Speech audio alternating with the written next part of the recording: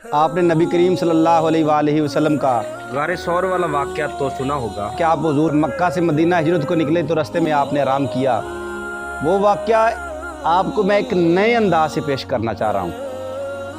अब आप हैरान होंगे कि जब हज़रत अबू बकर सिद्दीक़ रज़ी अल्लाह तआला अन्हु गारे सौर पर पहुँचते हैं तो क्या फरमाते हैं, हुजूर आप एक मिनट ठहरिए, मैं अभी आता हूँ। आप अंदर तशरीफ़ लेके जाते हैं और गार को अंदर से अच्छे तरीके से साफ़ करते हैं।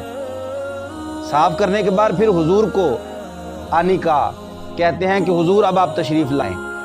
तो इसमें ये एक बहुत ही अहम नुक्ता है कि हुजूर नबी करीम सल्लल्लाहु अलैहि वसल्लम उस वक्त तशरीफ़ लाते हैं जब हज़रत अबू बकर सिद्दीक़ गार को अच्छे तरीके से साफ़ कर चुके होते हैं।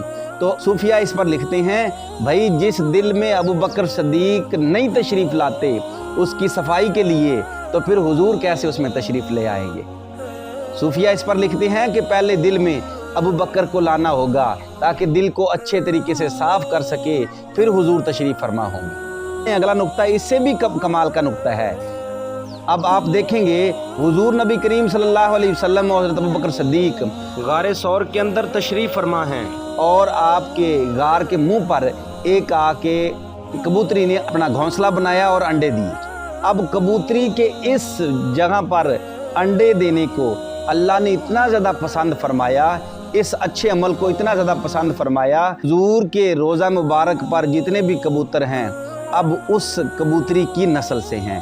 सूफिया लिखते हैं कि हरमैन शरीफ मैन यानी दोनों हरमैन में जितने भी कबूतर हैं वो उसी नस्ल से हैं। वो उस कबूतरी को उसकी उस नेक अमल की वजह से एजाज़ से नवाजा गया है। तो इस पर सूफिया बड़ा ही नुक्ता अहम लिखते हैं।